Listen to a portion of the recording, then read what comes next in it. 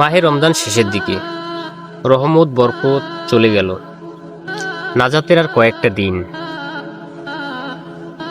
সবাই ঈদের জন্য পরিস্থিতি নিতেছে, সবাই সবার সাথে আনন্দ খুশি ভাগাভাগি করতেছে, এবং কি সবাই সবার জন্য কেনাকাটা মজুদভাবে করতেছে। হে আল্লাহ, এত কিছু চাহিবার ক্ষমতা তোমার কাছে নেই আমার, তাই সামনে বছর পর্যন্ত আমার হায়াত দিও, যেন সামনের বছরের 30টে রোজা আমি সুন্দরভাবে দিতে পারি। এটাই তোমার কাছে আমার আশা, বেশি কিছু আর আশা করি না।